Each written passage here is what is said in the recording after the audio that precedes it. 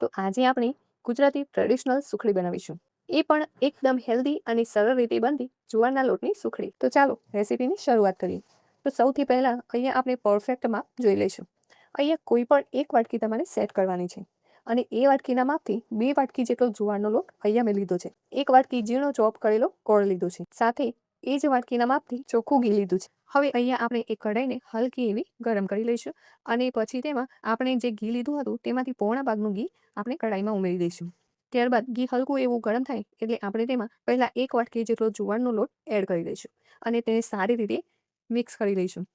અને પછી પાછો આપણે બીજી વાટકી જુવારનો લોટ છે તેને પણ ઉમેરી દઈશું. મીડિયમ ગેસની આંચ પર આપણે એકદમ ધીમે ધીમે જુવારના લોટ શેકતા જઈશું.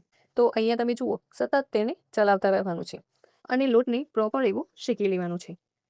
તો અહીંયા તમે જુઓ આ જ રીતે સતત ચલાવતા જઈને આપણે તેને સારી રીતે શેકી લઈશું.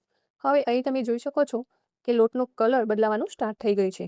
તો હવે આપણે અહીં ગેસની ફ્લેમ બંધ કરી દઈશું અને આપણે જે ઝીણો કટ કરેલો ગોળ લીધો હતો તેને અહીંયા આપણે ઉમેરી દઈશું અને સારી રીતે આ બધું જ સરસ એવું મિક્સ કરી લઈશું. તો અહીંયા તમે જોઈ શકો છો ગોળ સરસ એવો મેલ્ટ થઈ ગયો છે.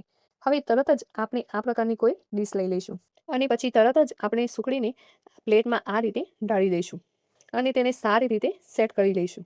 તો અહીંયા તમે જુઓ પ્લેટમાં સુખડી સારી રીતે સેટ થઈ ગઈ છે. તો હવે આપણે ઉપરથી થોડી એવી ખસખસ છાંટી દઈશું. પછી તરત જ છરીની મદદથી સુખડી ગરમ ગરમ હોય ત્યારે જ આપણે એના મીડિયમ સાઇઝમાં ચોરસ એવા પીસ કરી લઈશું. ત્યારબાદ આ રીતે બદામની કતરણ વડે ગાર્નિશિંગ કરી લઈશું.